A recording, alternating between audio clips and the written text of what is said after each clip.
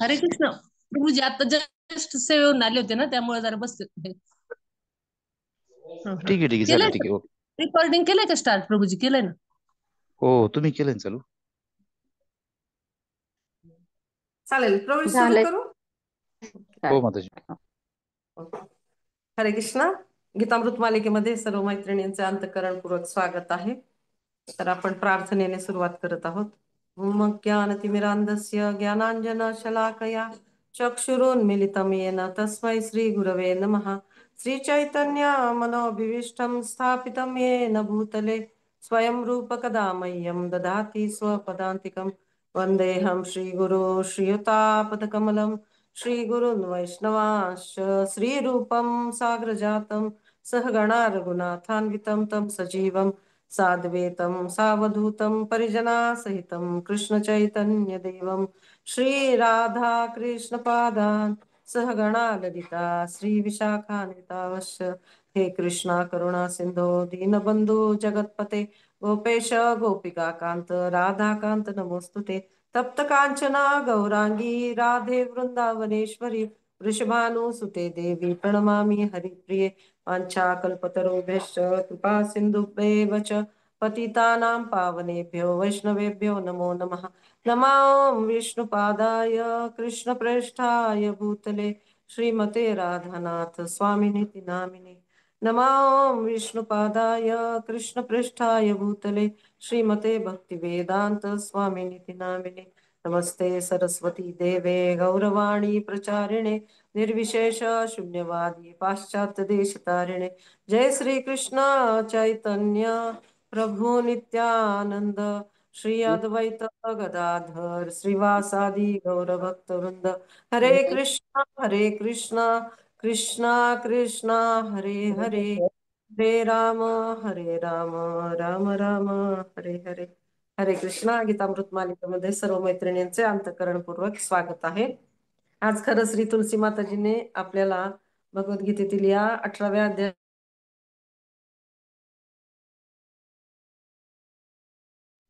हरे कृष्णा.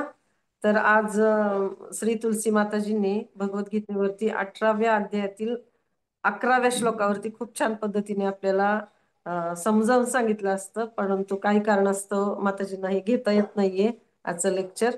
तर आज त्यांनी ही सेवा माझ्याकडे सोपवली आहे, सनील शक्ती माताजींनी आणि माताजींनी. तर कृपया सगळ्यांनी समजून घ्यावं आणि आपण प्रयत्न करूयात प्रभुपादांच्या तात्पर्याच्या आधारे श्लोक क्रमांक 11 समजून घेण्याचा.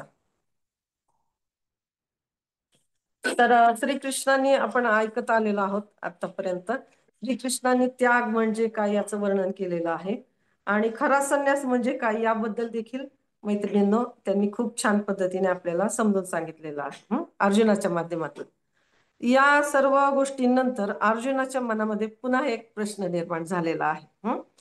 तर श्रीकृष्ण कर्मफळांचा त्याग करायला पाहिजे, कर्मफळांच्या त्यागावरती आसक्त नाही व्हायला पाहिजे याबद्दल वारंवार सांगताना आपल्याला आतापर्यंत आपण बऱ्याचशा श्लोकामध्ये ते बघितलं.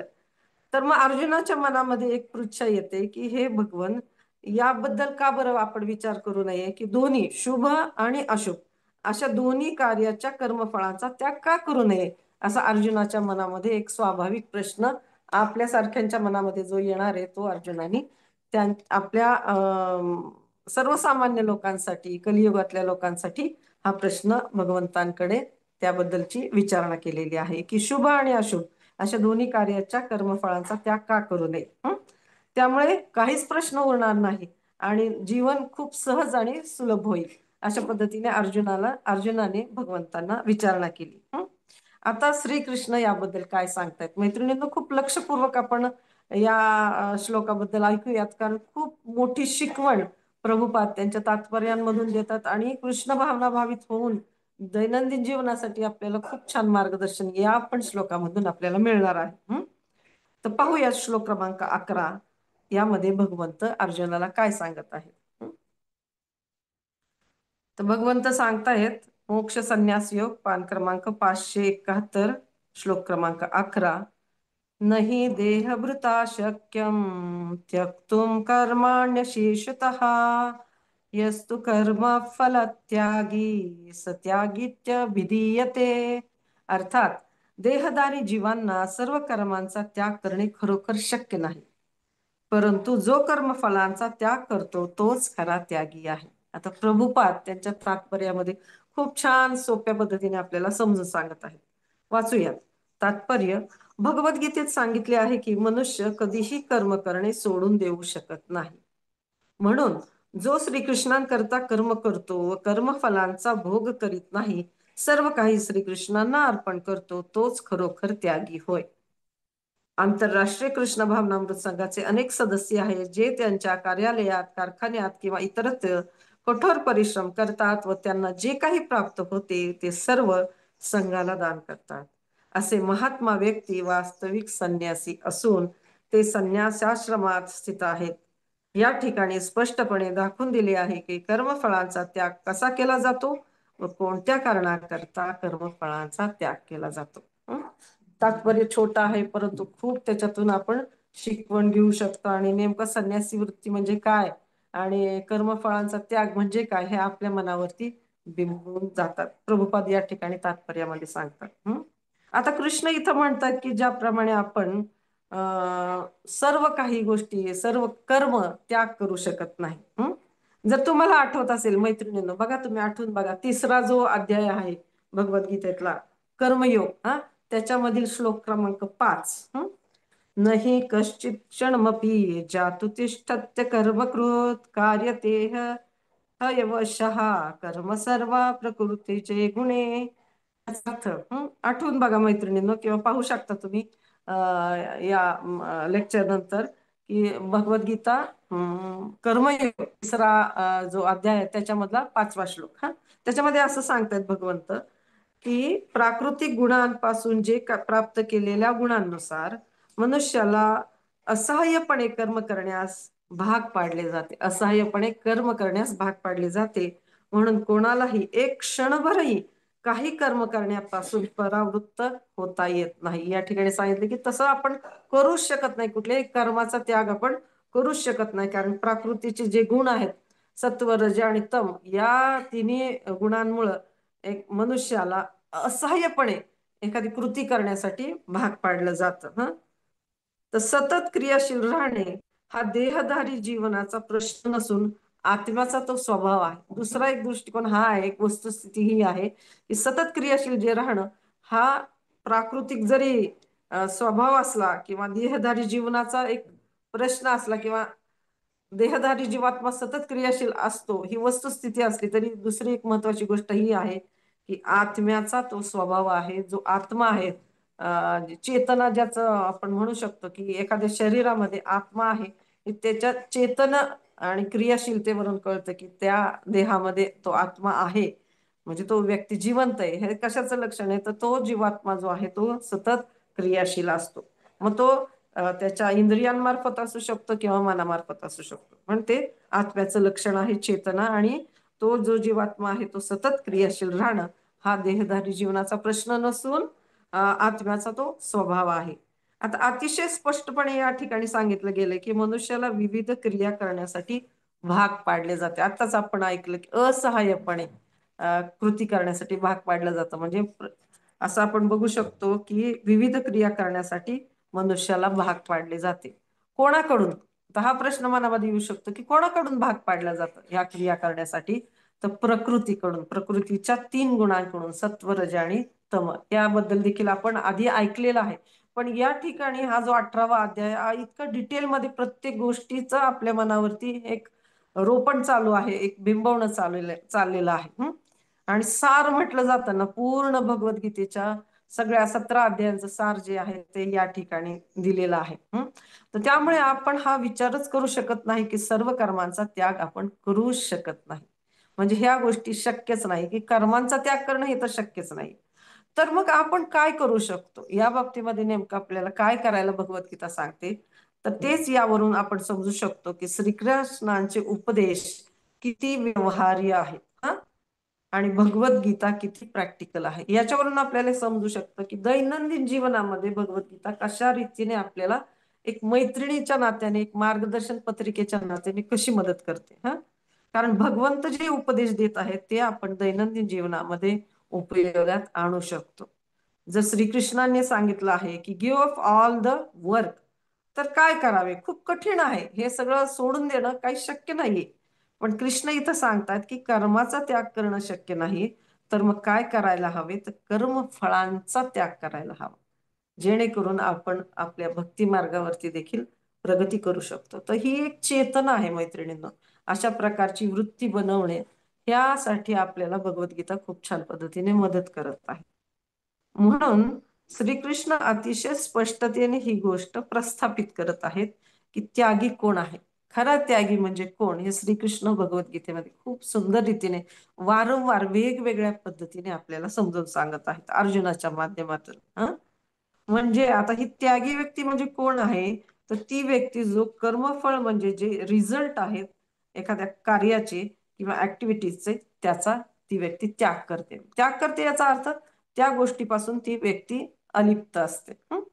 आता इथं भगवद्गीतेमध्ये तात्पर्यामध्ये सांगितले आहे, जो कोणी श्रीकृष्णांकरिता कर्म करतो व कर्मफळांचा भोग करीत नाही, ही गोष्ट खूप महत्वाची. श्रीकृष्णांकरिता कर्म करणे ही एक गोष्ट आली, आणि कर्मफळांचा भोग करत नाही म्हणजे याच्यातून मला आनंद मिळतोय, याच्यामधून मला दुःख प्राप्त होतंय, याच्यामधून मला प्रसिद्धी मिळते, किंवा या गोष्टीमुळे मला काय मिळतंय याचा विचार त्या व्यक्तीच्या मनामध्ये नसतो. तर श्रीकृष्णांच्या प्रित्यर्थ ती गोष्ट त्या व्यक्तीने केलेली असते. आणि कर्मफळांचा भोग करत नाही, असं काही श्रीकृष्णांना, सर्व काही श्रीकृष्णांना अर्पण करतो. मदर्पणम असं जे म्हटलंय भगवंतांनी गीतेमध्ये, तोच खरोखर त्यागी होय. इथं म्हटलंय जो कर्मफळांचा भोग करीत नाही. ह्या गोष्टीला खूप महत्वाचं स्थान आहे मैत्रिणींनो, की कर्मफळांचा तो व्यक्ती भोग करत नाही, कारण त्याची चेतना त्या प्रकारची असत नाही. भोग करण्याची वृत्ती, बघा, भोग करण्याच्या वृत्तीमुळेच आपण या श्रीकृष्णांजवळ जे होतो ते भोग करण्याच्या वृत्तीमुळे, कृष्णा तुम्हीच का, तुम्हालाच का केंद्रस्थानी ठेवू, तुम्हीच का म्हणून भोग करणार, तुम्हीच का म्हणून आनंद घेणार, मी का नाही, हे जेव्हा विचार मनामध्ये त्या जीवात्म्याचा आला, तसा तसं त्या जीवात्म्याचं पतन झालं, आणि या अवनी तलावरती किंवा वेगवेगळ्या ग्रहांवरती त्या जीवात्म्याला भोग करण्यासाठी सोडून देण्यात आलं. बघा, म्हणजे आपल्या त्या वृत्तीमुळे आपलं स्थान किती पतित झालं. जे स्थान आपण श्रीकृष्णांजवळ होतो, ज्या वेळेला आपण श्रीकृष्णांजवळ होतो आणि श्रीकृष्णांच्या सेवा करत होतो, परंतु श्रीकृष्णांनीच का, अशा प्रकारची जी भावना आपल्या हृदयामध्ये आली, आणि त्या भावनेमुळं, भोग घेण्याच्या प्रवृत्तीमुळं आपण पतित झालेलो आहोत. त्याच्यामुळं आपण ही गोष्ट जी आहे, ही जी भोग घेण्याची प्रवृत्ती आहे, त्या प्रवृत्तीपासून आपण लांब गेलं पाहिजे. आणि सोबत आपलं जे खरं स्वरूप आहे, आपलं जे खरं स्वरूप आहे ते म्हणजे आपण दास आहोत, भगवंत आपले स्वामी आहेत. ते खऱ्या स्वरूपामध्ये दास्यत्वाच्या भावनेमध्ये आपल्याला येण्यासाठी भगवद्गीता खूप छान पद्धतीने मार्गदर्शन करते, मदत करते आपल्याला ती. आता इथं सांगितलंय की अशी व्यक्ती स्वतःच्या एन्जॉयमेंट करता एखादी कृती किंवा कार्य करत नाही, तर मला सेवा करायची आहे, त्या सेवेमध्ये मी परिश्रम घेईन, आणि तपस्या करावी लागली तर तपस्या देखील करेन, त्यासाठी तयार आहे.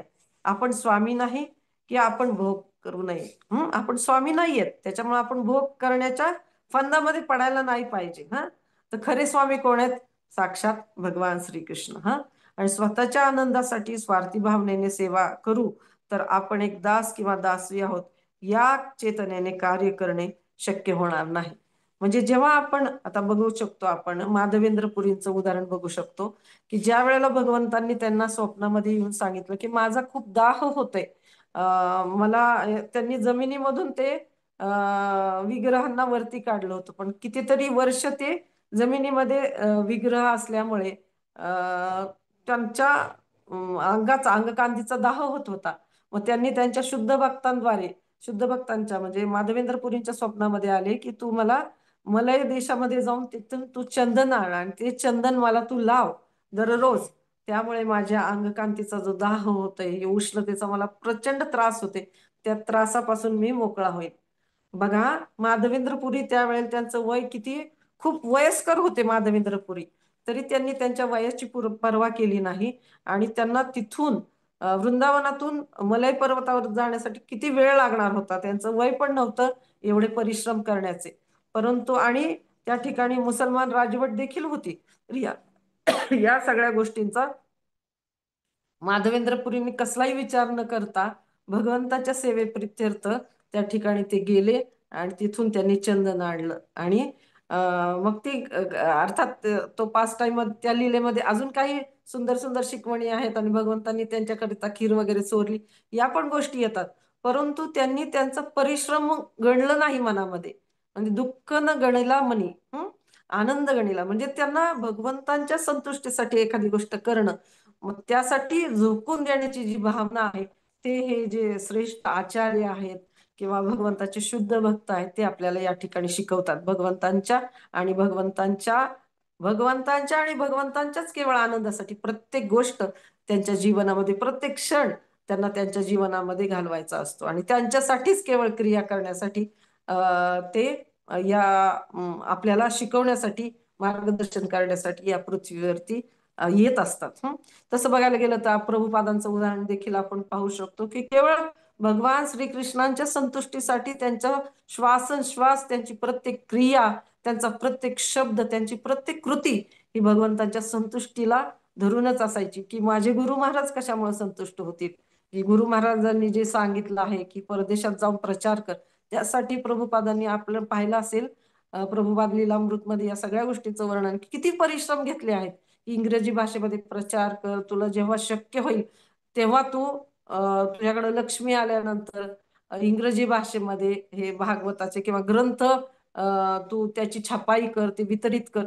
या सगळ्या सूचनांचं किती तंतोतंत पालन प्रभुपादांनी केलेलं आहे आणि स्वतःचं जीवन किती परिश्रमाने भरलेलं आहे, किती त्याग करावा लागलेला, या गोष्टीची पर्वा न करता प्रभुपादांनी केवळ आपल्यावरती दया करायची म्हणून आणि ज्यामुळे भगवंत संतुष्ट होतील, गुरु महाराज संतुष्ट होतील, यासाठी कार्य केलेलं आपल्याला दिसून येतं. त्यामुळे या सगळ्या गोष्टींमध्ये यश केवळ प्रभुपादांना मिळालेलं आपल्याला ते उदाहरण देखील आपण बघू शकतो. आता कसं आहे ना, की भगवंत माझे स्वामी आहेत, आपण त्यांचे दास आहोत, ही जेव्हा चेतना आपल्या हृदयामध्ये येते त्यावेळेला आपोआपच त्या चेतनेने ती व्यक्ती कार्य करायला सुरुवात करते. आणि ज्या वेळेला आपण या भगवद्गीतेच्या आधाराने हे शिकतो की भगवंत आणि आपला खरा काय संबंध आहे आणि भगवंत कशाने संतुष्ट होणार आहे, स्वतः भगवंत या ठिकाणी सांगतात की पत्रम पुष्पम फलम तोयम यो मे भक्त्या प्रयच्छिती, जो प्रेम भावनेने मला अर्पण करेल, मग ते छोटस पान असू द्या, फुल असू द्या, किंवा पाणी असू द्या, किंवा एखादी कृती असू द्या, तर तो भक्तीने प्रेमाने मला अर्पण करत, त्यामध्ये मी संतुष्ट होईल. तर ही जी भावना आहे अर्पण करण्याची, ही देखील आपण शुद्ध कशी केली पाहिजे, तर अर्पण करण्याची भावना, या भावनेने भगवंतांना यामुळे आनंद मिळणार आहे. आता हे खरं बघायला गेलं तर ना, स्वाभाविक आहे की जीवाने श्रीकृष्णांच्या संतुष्टी प्रित्यर्थ कार्य करायला सुरुवात केली तर तो जीवात्मा आपोआपच भगवंतांच्या कृपेचा पात्र बनतो. हे एक रहस्य आहे मैत्रिणींनो, भगवद्गीतेमध्ये आढळून येणारे खूप छान रहस्य आहे आणि ओपनीय अशी ही गोष्ट आहे की सेवेचे हे रस आहे. जेव्हा आपण भगवंतांप्रित्यर्थ सेवा करतो तेव्हा आंतरिक समाधान त्या व्यक्तीला आपोआपच प्राप्त होत असते.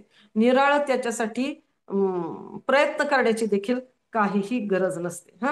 आता यस्मिन तुष्टे जगत तुष्टे हे आपल्याला सगळ्यांना माहिती आहे. थोडक्यामध्ये आपण अगदी या श्लोकाच्या आधाराने तो पास्ट टाइम्स किंवा त्या लिलेचा विचार करू शकतो की ज्या वेळेला दुर्योधनाने दुर्वासा मुनींना खूप संतुष्ट केलेलं असतं, खूप प्रकारचे भोग बनवलेले असतात आणि त्याची ती वाईट इच्छा काय असते मनामध्ये, की जेव्हा दुर्वासा मुनी मला विचारतील की तुझी काय इच्छा आहे, तेव्हा मी त्यांना सांगेल की जे वनवासामध्ये पांडव जे आलेले आहेत तर त्या ठिकाणी तुम्ही जावा, एवढीच माझी इच्छा आहे. म्हणजे वरकरणी असं भावना की ज्याप्रमाणे मला तुम्ही आशीर्वाद देताय, माझ्यावरती कृपा करताय माझ्याकडे येऊन, त्याचप्रमाणे तुम्ही पांडवांवर देखील कृपा करा. आणि या पद्धतीने त्यांनी दुर्वासा मुनींना असं इच्छा व्यक्त केली की तुम्ही देखील पांडवांकडे जावा आणि त्यांना त्यांच्याकडून पाहुणचार स्वीकारावा, एवढीच माझी इच्छा आहे, असं दुर्योधन त्यांना सांगतो. आणि त्यावेळेला बरोबर ज्या वेळेला तो सांगतो त्यावेळेला द्रौपदीला जे अक्षय पात्र सूर्यदेवांकडून मिळालेलं असतं, श्रीकृष्णांच्या सांगण्यावरून तिने तशी हे केलेली असते, आराधना केलेली असते आणि तिला सूर्यदेवांकडून ते अक्षय पात्र मिळालेलं असतं ज्याच्या माध्यमातून इतक्या हजारो लोकांना अन्न करून घालणं हे त्यांना शक्य होत असतं द्रौपदीला. तर ज्या वेळेला सगळेजण जेवण करून झालेले असतात, संतुष्ट झालेले असतात, त्याच्यानंतर द्रौपदी सगळ्यांच्या शेवटी प्रसाद घेते आणि ते अक्षय पात्र धुवून ठेवते. बरोबर त्याच वेळेला दुर्वासा मुनी त्यांच्याकडे येतात 60,000 शिष्यांना बरोबर घेऊन. कारण आहे ना, दुर्योधनाची तशी इच्छा असते की जर ह्यांना शक्य झालं नाही पांडवांना, युधिष्ठिर महाराजांना दुर्वासा मुनींचा पाहुणचार करणं, तर आपोआपच ते शाप देतील आणि शापामुळे त्यांची हानी होऊन बसेल. इतका दुष्ट हेतू दुर्योधनाचा होता. परंतु या ठिकाणी द्रौपदीला प्रश्न पडला की आता मी काय करू, की अक्षय पात्र एकदा ह्याची अट तशी असते की जेव्हा द्रौपदी प्रसाद घेईल त्या अक्षय पात्रातून आलेल्या अन्न स्वीकारेल आणि ज्या वेळेला ते अक्षय पात्र धुवून ठेवलं जाईल त्या दिवशीचा अक्षय पात्रामधून काही अन्नधान्य अन्न उत्पन्न व्यंजन उत्पन्न होणार नाही. मग अशा वेळेला काय झालं, तिने साहजिकच आहे भगवान श्रीकृष्णांचा धावा केला आणि त्यावेळेला श्रीकृष्ण त्या ठिकाणी प्रगट झाले आणि त्यांनी सांगितलं द्रौपदीला की मला पण भूक लागली, मला थोडस खायला दे. तर द्रौपदीना घाम फुटला की अरे कृष्णा, इथं आता दुर्वासा मुनींकरता काही करता येत नाहीये, 60,000 शिष्य आहेत, आता तुम्हाला पण देखील भूक लागलेली आहे, आता मी काय करू अशा वेळेला. श्रीकृष्ण तिला सांगतात की तू काही त्या अक्षय पात्राला काही अन्नाचं कण असेल, चिकटलेला असेल, तू नीट बघ. मग ते बघते तर त्या ठिकाणी ते अक्षय पात्र भगवंताच्या हातामध्ये देतं, तर त्या ठिकाणी छोटासा कण भाताच्या शीताचा चिकटलेला असतो, तर तो आपोआप श्रीकृष्ण तो एक कण घेतात, स्वतः खातात आणि त्यांना ढेकर येतो. आणि इकडं दुर्वासा मुनी जेव्हा स्नान संध्या करायला गेलेले असतात आणि स्नान केल्यानंतर 60,000 शिष्यांबरोबर ते परत इथं युधिष्ठिर महाराजांकडं सगळ्या जणांना घेऊन मेजवानीसाठी येणार असतात. तर त्यावेळेला काय होतं, दुर्वासा मुनी त्यांच्या सगळ्या शिष्यांना अशी भावना निर्माण होते की आपण आता खूप खाल्लेलं आहे, खूप मेजवानी खाल्लेली आहे आणि आता आपल्याला ना इथपर्यंत आलेले, आपण म्हणतो घशाशी आले, गळ्याशी आले अन्न, अशी त्यांच्या मनामध्ये भावना येते आणि ते ढेकर द्यायला सुरुवात करतात. असं झाल्यानंतर त्यांच्या लक्षात येतं दुर्वासा मुनीच्या की आता आपल्याला युधिष्ठिर महाराजांकडे द्रौपदी मातेने जी काही मेजवानी बनवली असते ती खाण्यासाठी आपल्याला शक्य होणार नाही. म्हणजे त्याच्यामुळे काय होईल की त्यांचा क्रोध आपल्याला स्वीकारावा लागेल. या गोष्टीमुळे दुर्वासा मुनी त्यांच्या शिष्यांसहित सगळेजण त्या तळ्यातून बाहेर पडतात आणि लांब निघून जातात. आणि इकडे भीम त्यांना हाका मारत येतात, दुर्वासा मुनी, दुर्वासा मुनी, तुम्ही कुठे आहात, भोजनाला चला, भोजनाला चला. कारण श्रीकृष्णाने त्यांना सांगितलं असतं की दुर्वासांना घेऊन येतो, इथलं बघतो आम्ही काय करायचंय ते. मग जेव्हा भीम जातात तेव्हा त्यांच्या लक्षात येतं की दुर्वासा मुनी त्यांच्या शिष्यांबरोबर 60,000 शिष्यांबरोबर निघून गेलेले आहेत दूरवर कुठेतरी. मग त्यांच्या लक्षात येतं, म्हणजे जेव्हा भगवंत यस्मिन तुष्टे जगत तुष्टे, जेव्हा भगवंत ढेकर देतात ते अन्न खाऊन, त्यावेळेला संपूर्ण जे लोक आहेत तिथले त्या सगळ्या लोकांना एक तुष्टीचा अनुभव येतो. म्हणून साठी भगवंतांच्या संतुष्टी प्रित्यर्थ जेव्हा आपण कार्य करतो तेव्हा भगवंत जेव्हा संतुष्ट होतात, त्यामुळे जीवात्मा आपोआपच संतुष्टीचा अनुभव करतो आणि त्याची भक्ती मार्गामध्ये निश्चितच प्रगती व्हायला सुरुवात होते. हे जे आहे हे सेवेचे रहस्य आहे मैत्रिणींना. आणि याच्यामध्ये केंद्रस्थान आहे भगवंत असले पाहिजेत. आपली कुठली पण कृती का असे ना, छोटीशी गोष्ट जरी आपण करत असलो ना, एखादं पुस्तक वाचत असलो तर गुरूंनी आपल्याला आज्ञा दिली की प्रभुपादांचे ग्रंथ वाचा, त्यासाठी आपण हे ग्रंथ वाचायचे. त्याच्यानंतर एखादी सेवा आपल्याला दिलेली आहे, साधी झाडू मारायची सेवा असेल तर याच्यामुळे ना मंदिर स्वच्छ होणार आहे आणि प्रभुपादांचं हे जे मंदिर आहे किंवा हे जे भगवंताचं घर आहे तर ते सुंदर स्वच्छ दिसणार आहे आणि येणाऱ्या प्रत्येक व्यक्तीला प्रसन्नतेचा अनुभव होणार आहे. किचन मध्ये देखील आपण साधं जे टॉवेल आहेत ते जरी धुतले, मळके टॉवेल जरी धुतले, तर त्याच्यामुळे येणाऱ्या सेवा करायला येणाऱ्या मैत्रिणींना आनंद वाटणार आहे, स्वच्छतेचा अनुभव, प्रसन्नतेचा अनुभव येणार आहे. या भावनेने जर आपण कुठली पण सेवा केली ना तर ती सेवा भगवंताला खूप आवडते. मग छोटीशी का असे ना, अगदी खारुताईची सेवा जसं म्हणलं गेले की रामायणामध्ये सुद्धा की खारुताई छोटे छोटे अगदी दगड आणि माती तिच्या हातामध्ये मावत असतात. ते जेव्हा सेतू बांधत असतात श्रीरामांचे सगळेजण वानर, तर त्यावेळेस ती छोटीशी का होईना खारीचा वाटा आपल्या पद्धतीने ती सेवेमध्ये सहभागी होत असते. आणि भगवंतांना हनुमानजी आणि इतर जे वानर आहेत त्यांची जी सेवा असते ते मोठे मोठे पर्वत दगड घेऊन येत असतात. त्यांच्या सेवेच्या तुलनेने ही सेवा देखील त्याचप्रमाणे छान वाटत होती. भगवंत तिच्यावर देखील श्रीराम संतुष्ट होत होते आणि तिला देखील तेवढाच आशीर्वाद श्रीरामाने दिलेला दिसून येतो. म्हणजे याच्यावरून आपण हे लक्षात घेऊ शकतो की भगवंताच्या कार्यामध्ये हातभार लावून त्यांच्या प्रसन्नतेसाठी कार्य करणं ही आपली प्रत्येक कृती मागची चेतना असली पाहिजे, हे भगवद्गीता या ठिकाणी आपल्याला शिकवत आहे. आता मी एका लेक्चर मध्ये ऐकलं, ते तुमच्याशी थोडस शेअर करते की राधा गोपीनाथ मंदिरामध्ये ना गृहस्थ जे आहेत, एक गृहस्थांच्या बद्दल बोलत होते प्रभूजी, ब्रह्मचारी प्रभूजी सांगत होते. तर ते सांगत होते की त्यांच्याकडे जी सेवा आहे ना ती राधा राणींकरता फुलं आणण्याची सेवा आहे. खूप मोठे ते बिझी असतात, मोठे ते इंडस्ट्रियलिस्ट आहेत, परंतु त्यांची जी घर आहे ते लांब आहे, राधा गोपीनाथ मंदिरापासून लांब आहे. पण मग त्यांना भगवंताच्या सेवेमध्ये इतकी आवड आहे की भगवंतांना चांगल्या प्रकारची ताजी फुलं मिळावीत ही सेवा त्यांच्याकडे आहे. तर त्याच्यासाठी त्यांनी जवळ एक खोली घेतलेली आहे आणि त्याचं भाडं, फक्त त्या खोलीचं भाडं आहे 60,000 रुपये महिना भाडे. म्हणजे केवळ राधाराणींना लहान लहान फुलं लागतात त्यांच्या, आपण बघत असो, दर्शन घेत असो आपण दररोजचं, जर नेत्रोत्सव वरती ते भगवंताच्या शृंगाराचे सगळे फोटो येतात दररोज नियमितपणे. तर त्या ठिकाणी राधाराणींना केसामध्ये घालायला किंवा राधाराणींच्या गजऱ्यामध्ये घालायला, भगवंताच्या हारामध्ये घालायला जे फुलं लागतात ती ताजी लागतात आणि त्यांचा आकार विशिष्ट प्रकारचा लहान आकार लागतो. तर ते मिळावं, उपलब्ध व्हावं म्हणून ते प्रभूजी पहाटे 4 वाजता उठतात. 4 वाजता उठल्यानंतर ती फुलं आणण्यासाठी जातात आणि गोळा करून ती फुलं व्यवस्थितरित्या कशी मिळतील आणि ती फुलं त्या वेळेपर्यंत तिथपर्यंत कशी पोचतील याबद्दलची ते काळजी घेतात. म्हणजे आपण बघू शकतो की त्या व्यक्तीची चेतना एवढी आहे फक्त की राधाराणी करता लहान गुलाब जे लागतात ते मिळावेत, त्याच्यानंतर भगवंतांना ताजी फुलं मिळावीत. ही जी भावना आहे की भगवंतांच्या आनंदाप्रित्यर्थ सेवा करणं, त्याच्यासाठी मग वाटेल ते करण्याचं त्यांची तयारी आहे. म्हणजे आपण आपल्या सभोवताली सुद्धा असे भक्त बघू शकतो. तुम्हाला अगदी नावं घेऊन सांगू शकते की पराभक्ती माताजी आहेत किंवा जय जानकी माताजी आहेत, शोभा माताजी, स्वाती माताजी वगैरे. यांचं जेव्हा आपण अनुभव घेतो की त्या अक्षरशः त्यांना सेवेसाठी येण्यासाठी रिक्षातून यावं लागतं, 150 रुपये खर्च येतो त्यांना, त्याच्यासाठी ते काही परिश्रम करतील की ब्लाऊज शिवतील किंवा चपात्या लाटून त्याची लक्ष्मी याच्यामध्ये वापरतील. आपण बघू शकतो असंख्य आपल्या जवळची उदाहरणं आपण बघू शकतो की काही डॉक्टर प्रभूजी माताजी आहेत आपल्या इथं कॉम्युनिकेशन मध्ये, त्याच्यानंतर बाहेर कार्य करणारे शिक्षक मंडळी आहेत. पण हे त्यांचे परिश्रम करतात त्यांच्या आपापल्या कार्यक्षेत्रावरती आणि त्याच्यातून जी लक्ष्मी प्राप्त होते तर ती भगवंताच्या सेवेमध्ये ते वापरत असतात. आपापल्या परीने ते कार्य करत असतात, पण चेतना ही असते त्यांची की भगवंताच्या सेवेमध्ये ही लक्ष्मी लागली पाहिजे. हे जे शरीर आहे भगवंतांच्या आनंदाप्रित्यर्थ त्यांच्या सेवेमध्ये लागलं पाहिजे. ही भावना जेव्हा एखाद्या व्यक्तीच्या मनामध्ये येते सेवा करताना, तेव्हा ती व्यक्ती आपोआपच संतुष्ट होते, कारण तिने गुरूंना संतुष्ट केलेलं आहे, भगवंतांना संतुष्ट केलेलं आहे.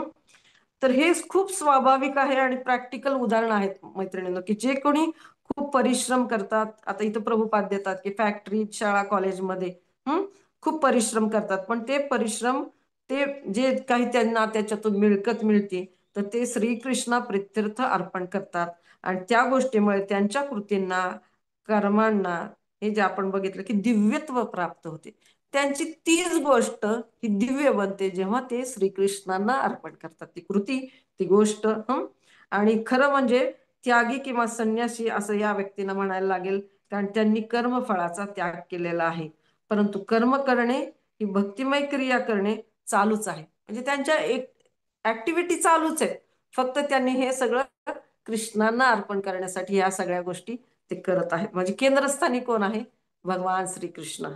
आता आपण आपल्या सभोवताली सुद्धा प्रत्येक भक्ताचं जर आपण निरीक्षण केलं आणि ती जर उदाहरणं जर आपण डोळ्यापुढे ठेवली ना, तर प्रत्येक भक्त जो कृष्ण भावना भावित झालेला आहे याच प्रकारची कृती करतो, भगवंतांना केंद्रस्थानी ठेवतो आणि स्वतःच्या परिश्रमाची तमा न करता भगवान श्रीकृष्णांना कसा माझ्या या कृतीतून आनंद मिळेल, भक्तांना कसा आनंद मिळेल यासाठी परिश्रम करत असतो. आता आपण बघतो की स्वातीने सुद्धा जॉब सोडला, कारण तिला ना जप नीट करता यायचा नाही. त्याच्यानंतर तिच्या सेवा तिच्या घडत नव्हत्या. म्हणजे एक प्रकारे ते मिळणाऱ्या मिळकतीचा त्याग करून तिने खरं धन जे आहे, सेवेचं धन किंवा हे जे हरिनामाचं धन, ते प्राप्त करण्यासाठी तिने प्रयत्न केलेला आहे. अशी असंख्य उदाहरणं आपल्याला आपल्या सभोवताली सुद्धा दिसू शकतात. फक्त आपण आहे ना त्या जाणीवेतून आपल्या मैत्रिणींकडं किंवा आपले जे गृहस्थ किंवा वानप्रस्थ किंवा जे ब्रह्मचारी येतात, केवढा त्याग करून ते आपल्याला या गोष्टीसाठी शिकवण्यासाठी येतात की कशा पद्धतीने तुम्ही भक्ती केली पाहिजे. तर आता म्हणण्याचा मुख्य महत्वाचा मुद्दा हा आहे की प्रभुपाद या ठिकाणी सांगतायत की कर्मफलांचा त्याग कसा केला जातो, ती प्रोसेस आपल्याला प्रभुपाद या ठिकाणी सांगतात. आणि कोणत्या कारणाकरता कर्मफलाचा त्याग केला पाहिजे, म्हणजे त्याग करण्याची जी प्रवृत्ती तिला योग्य वळण या ठिकाणी आपल्याला मिळू शकतं. आता महत्वाचा मुद्दा हा आहे की प्रत्येकाने नियत कर्म करावीत, कर्तव्य करावीत, पण त्याच्याबद्दलची जी आसक्ती आहे ती आसक्ती सोडण्याची प्रक्रिया या गीतेच्या माध्यमातून आपल्याला भगवंत या ठिकाणी शिकवत आहे. आता आपण बघतो की फिलॉसॉफी सगळी छान आहे आपली, सेवा प्रत्येक जण करत आहे चांगल्या पद्धतीने. आणखीन चॅन्टिंग पण करत आहेत, हरिनाम घेत आहेत. त्याच्यानंतर रेग्युलर सत्संग अटेंड करत आहेत, श्रवण करत आहेत. पण एक गोष्ट आपल्याला डेव्हलप करायची आहे, तर ती म्हणजे कोणती? तर आपल्याला मी एका लेक्चरमध्ये ऐकलं होतं की ह्या सगळ्या गोष्टी आपण करतोय, पण एक गोष्ट खूप महत्वाची याच्यामध्ये ऍड केली पाहिजे. या सगळ्या गोष्टींचा उद्देश भगवान श्रीकृष्णांची संतुष्टी हाच असला पाहिजे. की याच्यातून भगवान श्रीकृष्ण आणि गुरु आणि वैष्णव संतुष्ट व्हायला पाहिजेत, हा उद्देश त्याच्या पाठीमागे असला पाहिजे. आता त्याच लेक्चरमध्ये मी ऐकलं होतं की भगवान श्रीकृष्णांचं हे त्रिभंग ललित रूप आहे, म्हणजे 3 ठिकाणी भगवंत वक्र आहेत, मानेमध्ये, कमरेमध्ये आणि त्यांच्या घोट्यामध्ये. तर ते असं काय, तर ड्युटी सांगत होते की प्रेमाचा जो भार आहे त्या भारामुळे ते असे वाकलेले आहेत 3 ठिकाणी. आता ह्या वक्र व्यक्तीला म्हणजे 3 ठिकाणी जे वाकडे आहेत, तर त्यांना हृदयामध्ये कसं काय आणायचं, आपण आणू शकतो. तर तिथं सांगितलं गेलं की भक्तांच्या ह्या ज्या संघामुळं आणि भक्तांच्या इच्छांमुळं, त्यांच्या कृतीमुळं, त्यांच्या प्रेमाखातर भगवंत एखाद्या व्यक्तीच्या हृदयामध्ये प्रवेश करू शकतात. पण त्यांना आता एखादा सरळ रॉड असेल तर तो सरळ जाऊ शकतो कुठल्याही गोष्टीमध्ये, पण जेव्हा वाकडं कोणी असेल, वाकडा रॉड असेल, तर तो जाऊ शकत नाही. इथं तसंच आहे, भगवान श्रीकृष्ण भक्तांच्या मदतीनेच एखाद्या व्यक्तीच्या हृदयामध्ये त्यांच्या सेवा भावनेमुळं त्या व्यक्तीच्या हृदयामध्ये प्रवेश करतील, परंतु त्यांना बाहेर काढणं हे शक्य नाही, कारण ते वक्र आहेत. त्याच्यामुळे या सगळ्या गोष्टींमधून आपल्याला हे लक्षात येतं की कुठलीही कृती करताना, कृती करण्याची आपली जी भावना आहे, ती चेतना जी आहे ना, ते इदम न मम, हे सगळं कृष्णांचं आहे. आणि हे सगळं कृष्णांच्या संतुष्टीसाठी आपण प्रयत्नशील असणार आहे. या कृतीवरती, या बॅकग्राऊंडवरती आधारित असेल तर सगळं काही म्हणजे जे भक्तिमय प्रोसेस आहे, तो जो साक्षात्कार, जो अनुभव आहे ना, तो अगदी लहान लहान व्यक्तीला सुद्धा येऊ शकतो. आपण जे यात्रेला जातोय किंवा आपण जे काही करतोय की डान्सिंग कीर्तन करतोय, त्याच्यानंतर फिस्ट खातोय, चॅन्टिंग करतोय किंवा या सगळ्या गोष्टी करतोय, तर कृष्ण आपल्या हृदयामध्ये ती प्रेरणा देत आहेत आणि कृष्णांना संतुष्टीसाठी या सगळ्या गोष्टी आपण स्वीकार करत आहोत. म्हणजे या सगळ्या ऍक्टिव्हिटी आपण चालू ठेवूया, त्यामध्ये एका गोष्टीला ऍडजस्ट करणं खूप महत्वपूर्ण आहे. आणि छोटस टेक्निक आहे की आपली जी साधना भक्ती आहे, जे काही आपण श्रवण कीर्तन करतोय की ज्यामुळे श्रीकृष्ण प्रसन्न व्हावे, ह्या सगळ्या गोष्टींचा मेन उद्देश शेवटी तोच आहे की श्रीकृष्णांच्या आनंदाप्रित्यर्थ प्रत्येक गोष्ट आपल्याकडून केली गेली पाहिजे. आता हे माझ्यासाठी आहे, हे माझ्यासाठी आहे, ते माझ्यासाठी आहे, मला हे आवडतं म्हणून मी हे स्वीकारणार, तसं नाही. तर हे जेव्हा आपण I is centre, Krishna doesn't enter, हे इतकं छान वाक्य मला आवडलं की I is centre, Krishna doesn't enter. म्हणजे तुमच्या हार्टमध्ये जेव्हा आपण स्वतःला केंद्रस्थानी ठेवतो तेव्हा श्रीकृष्ण तुमच्या हृदयात प्रवेश करू शकत नाही, पण जेव्हा कृष्णा इज सेंटर म्हणजे कृष्णांना जेव्हा आपण केंद्रस्थानी ठेवू तेव्हा श्रीकृष्ण त्या हृदयात प्रवेश करतात त्या व्यक्तीच्या. मग ती कृती अगदी सामान्य का असना, त्या व्यक्तीच्याकडून भगवंत संतुष्ट होतात आणि त्या व्यक्तीवरती कृपा होते. आणि भगवान श्रीकृष्णांना तुम्ही स्वामी आहात, तुम्ही सर्वस्व आहात, या चेतनेने जेव्हा आपण भगवंतांकडे जाऊ, त्यांना प्रार्थनापूर्वक नमस्कार करू, त्यांच्या सेवेप्रित्यर्थ आपण कार्य करू आणि सर्व काही आपला प्रत्येक श्वास बघा, आपण 16 माळा का करतो, तर 16 माळात जेवढे शब्द येतात ना, हरे कृष्ण आणि राम, हे आपल्या दिवसभराच्या जेवढे श्वास आहेत तेवढ्या श्वासा इतकी त्याची गणना केली, ती संख्या आहे याचा अर्थ हा आहे की माझा प्रत्येक श्वास भगवंता तुमच्यासाठी आहे. माझ्या प्रत्येक श्वासातून मी तुम्हाला आळवत आहे. ही जी भावना आहे ना, ती हृदयामध्ये जेव्हा आपण धरतो आणि जेव्हा आपण आपल्या सगळ्या सेवा भगवान श्रीकृष्णांच्या संतुष्टी प्रित्यर्थ अर्पण करू, तेव्हा खऱ्या अर्थानं आपण जे डीप म्हणतो ना, खोलवर भक्तीमध्ये जाऊ शकतो. आणि ते साक्षात्काराचे अनुभव प्रत्येक व्यक्तीला देखील कृष्ण भावना भावित होण्यासाठी खूप छान पद्धतीने आणि चेतनेला वरचा स्तर देण्यासाठी खूप छान पद्धतीने मदत करू शकतात. हे या भगवद्गीतेच्या या श्लोकामधून आपण आज शिकलो. तर काही चुकलं असेल मैत्रिणींनो तर क्षमा करा, आणि जे काही योग्य वाटलं असेल त्याचा कृपया स्वीकार करून त्या भावनेने आपण एकमेकांना मदत करत पुढे जाऊया. हरे कृष्ण. दंडवत प्रणाम. हरे कृष्ण. कोणाला काही प्रश्न आहेत? दीपाली माताजी, अलका. आणि उद्या देखील उद्या नाही पण रविवारी देखील आपण बघणार आहोत की कर्म करायला हवे, पण त्या कर्माची काय रिॲक्शन असणार आहे या शंकेचं समाधान श्रीकृष्ण 12व्या श्लोकामध्ये करत आहेत. तर मैत्रिणींना आपण तत्पर राहूयात श्रवण करण्यासाठी, आणि अशा पद्धतीने आपण दैनंदिन जीवनामध्ये हरिचर्या बनवायला आपण एकमेकांना मदत करूयात. तर थँक्यू सो मच. तुम्ही तुमची दुपारची वेळ भगवान श्रीकृष्णांच्या वाणीसाठी देत आहात. Thank you so much. हरे कृष्ण.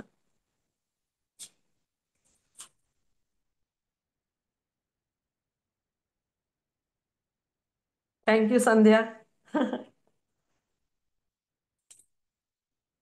ओके. येस माताजी. प्रमिला जाधव माताजी, थँक्यू. जे काय ऐकलं ते तुमच्या पुढे मांडलेलं आहे. स्वतःच काही नाही याच्यामध्ये, पण तुम्हाला आनंद वाटला. धन्यवाद. हरे कृष्ण माताजी. हरे कृष्ण. मला एक असं विचारायचंय की आपण जो सातत्याने जप करतो ना, तो जप केल्यानंतर ही भावना आपल्या मनामध्ये निर्माण होत जाईल ना, कारण इतकं ते होत नाही मनापासून. पण जेव्हा आपण तो सातत्याने जर जप आपला होत राहिला तर ही भावना होईल का आपल्या मनामध्ये तयार? अच्छा, आता हे ना तुम्ही आज माताजी. आज सांगितलं. हा. Okay okay. म्हणजे ही जी भावना आहे ना, आपल्या प्रत्येक जपामुळे ना भगवंत संतुष्ट होतात माताजी. भले आपला जप अशुद्ध का असे ना, आता सध्याची चेतना आपली अशुद्ध असेल, परंतु ही भगवंताची आज्ञा आहे. भगवंत गीतेमध्ये पण तेच सांगतात की मत चित्त मदगत प्राणा बोधयंत परस्परम तुष्यंतीच रमंतीच. हे जे श्लोक सांगितलेलं आहे, तर ते का सांगितलेलं आहे की तू जेव्हा माझ्याबद्दल बोलशील किंवा माझ्या उपदेशांचं पालन करशील तर तू आपापच संतुष्ट होणार आहेस. ही जी भावना आहे ना की भगवान श्रीकृष्णांच्या संतुष्टी प्रित्यर्थ आपण हे करत आहोत, ही जी भावना आहे ही नक्की आपण मनामध्ये स्मरण करायचे की मी आजचा जो जप करत आहे किंवा हरिनाम घेत आहे, तर हरिनामाचा अर्थ हा आहे की हे भगवान श्रीकृष्ण, हे राधा राणी, मला तुमच्या सेवेमध्ये तुम्ही नियुक्त करा. म्हणजे आपण हे मान्य करतोय या ठिकाणी की ही जे आहे आपण दास आहोत आणि तुम्ही आमचे स्वामी आहात. तर ही जी भावना आहे ती हृदयामध्ये ठेवून आपण जेव्हा जप करू की माझ्या प्रत्येक शब्दांमुळे भगवान श्रीकृष्ण कसे आनंदी बनतील. प्रत्येक माझा शब्द जे प्रभुपादांनी सांगितलंय, प्रभुपादांनी काय सांगितलं की प्रत्येक शब्द उच्चार करा आणि त्याचं तुम्ही श्रवण करा. हे जेव्हा आपण गुरूंच्या आज्ञेचं पालन करतो ना, तर ती कृपा जी आहे ती आपोआप ते जे आहे ते आपल्याकडे येत असतं. स्वप्रयत्नांनी आपल्याला या गोष्टी शक्य नाही. पण हे सगळं जे आहे कृष्ण भावना भावित आंदोलन जे आहे, कृष्ण भावनामृत आंदोलन, हे सगळं ना ब्लेसिंग्स वर अवलंबून आहे माताजी. सगळं काही ब्लेसिंग्स वर अवलंबून आहे. स्वतःच्या प्रयत्नांच्या मध्ये आपण जेव्हा स्वार्थ झटकून टाकतो आणि त्यांनी सांगितलंय, गुरूंनी सांगितलंय म्हणून हे आपण करायचे, ही जेव्हा भावना येते आणि हळूहळू हळूहळू का होईना आपली चेतना सुधारायला निश्चित मदत होते. कारण हे सर्वोत्कृष्ट असा हा हरिनाम आहे. भगवान स्वतः त्यामध्ये आहेत किंवा भगवंतच आहेत, भगवंतालाच हाक मारत आहे आपण. ही जेव्हा भावना आपल्याला येते आणि भक्तांच्या संघामध्ये या सगळ्या गोष्टी आपण करतो, त्यावेळेला या सगळ्या गोष्टी आपल्याला शक्य होऊ शकतात. त्याच्यामुळं भक्तांचा संघ देखील खूप महत्वाचा आहे. आणि त्याचबरोबर आपले प्रयत्न असायला पाहिजेत, त्याच्यामध्ये प्रामाणिकपणा असायला पाहिजे. आणि निस्वार्थ भावनेने जेव्हा कुठलीही कृती करू, बघा ना तुम्ही, निस्वार्थ भावनेने आपण जेव्हा आपले साधा एक अनुभव घेऊ शकतो की आपण एखाद्याला निस्वार्थ भावनेने एखादी गोष्ट प्रसाद खायला दिला आणि त्याच्याकडून आपल्याला काही अपेक्षा नाही, तेव्हा आपल्या हृदयाला एक समाधानाची अनुभव घेतो आपण. या ठिकाणी देखील हीच भावना आपल्याला ठेवायची, डेव्हलप करायची. आतापर्यंत आपण आहे ना, मला चांगलं वाटेल का, मला छान वाटावं, मला आनंद घ्यायचा आहे म्हणून मी यात्रेला जाणार आहे, की भगवान श्रीकृष्णांना आनंद वाटावा, की बघा एवढ्या लांबून हा माझा भक्त मला भेटायला येतोय. मग ती जर भावना आपण मनामध्ये ठेवली, की बघा आपण जयपूर यात्रेमध्ये पण पाहिलं, तिथले जे भक्त आहेत ना, तिथं ना छोट्या लड्डू गोपालजीला एका छोट्या मुलाने आणलं होतं. 16-17 वर्षाचा तो मुलगा होता. तर आपली चेतना कशी असते ना, की त्या लड्डू गोपालजींबरोबर स्वतःचा पण फोटो काढायचा आहे आपल्याला. मग आपण दिसलं पाहिजे त्या फोटोमध्ये आणि ते लड्डू गोपालजी दिसले पाहिजे. आणि जेव्हा मी त्यांना म्हटलं की तुमच्या बरोबर फोटो घेऊ द्या, तर ते म्हणत होते नाही, मेरा मत ले लो, इनका फोटो ले लो आप. ही जी भावना आहे ना, तर ती त्यांच्याकडून शिकायला मिळाली. मग तिथं कळलं की अरे आपण किती हे आहोत. म्हणून तिथं भगवंत त्या ठिकाणी भगवंत का आहेत, कारण भगवंतांना केंद्रस्थान आहे त्या ठिकाणी. त्यांच्या आनंदाप्रित्यर्थ सगळं चाललंय. आपल्याला ते हातामध्ये फुलं देत होते तिथले लोक जयपूरवासी, की तुम्ही आमच्या गोविंदजींना बघायला आलाय ना, ही घ्या फुलं आणि ही फुलं त्यांना अर्पण करा. गर्दीमध्ये घुसलो तरी ते जाऊ देत होते, कारण आमच्या भगवंतांना तुम्ही बघायला आलाय. आम्ही रोज बघतो, पण तुम्ही आलाय ना, तर तुम्ही बघा आधी आमच्या भगवंतांना बघा. म्हणजे त्यांच्याकडं ना पूर्णपणे ते भगवंतांना गोविंदजींना केंद्रस्थानी त्यांनी ठेवलेले त्यांच्या जीवनामध्ये. म्हणून त्या ठिकाणी भगवंत निवास करतात. हे आपल्याला दिसून येतं की भगवंत प्रेमाचे भुकलेले आहेत. प्रेमाचा भुकेला लहारी म्हणून साठी ते त्या राजकुमारी बरोबर सुद्धा इतक्या लांब करोलीला गेलेल्या आपल्याला दिसून येतात. तर या सगळ्या भक्तांच्या माध्यमातून आपल्याला हे शिकायचे. आपल्याला ती जाणीव, ती चेतना हळूहळू डेव्हलप करायची आहे, जाणीवपूर्वक, की हे सगळं जी काही कृती करतोय ती भगवंतांच्या संतुष्टीसाठी करतोय. म्हणून नियमितपणे आपण मार्गदर्शन घेणं आणि आत्मपरीक्षण करणं हे गरजेचं आहे. तर थँक्यू सो मच माताजी, तुमच्या शंकांचं माझ्या परीने प्रश्नाचं उत्तर देण्याचा प्रयत्न केला. अजून कोणी ऍड देखील करू शकते या सगळ्या गोष्टींमध्ये. हरे कृष्ण. खूप सुंदर सांगितलं. Thank you so much. हरे कृष्ण. हरे कृष्ण. हरे कृष्णा. दंडवत प्रणाम माताजी. धन्यवाद खूपच मॅडम. सुंदर विवेचन, खूपच सुंदर उदाहरणं दिली. आणि आत्मपरीक्षण आणि भगवंतांची संतुष्टी हे टेक अवे पॉइंट्स आहेत. आपण कायम हे मनात धरलं पाहिजे. हे खूप इम्पॉर्टंट. आणि भक्तांचा संघ आणि येस. आपल्या गुरूंचं मार्गदर्शन हे खूप इम्पॉर्टंट आहे. येस माताजी. Thank you very much. Thank you so very much. Much. हरे कृष्ण. हरे कृष्ण. धन्यवाद मॅडम. दंडवत प्रणाम. चालेल.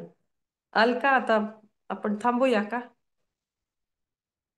एंड करता आली तर हो बघू मी. माताजी. हो हो.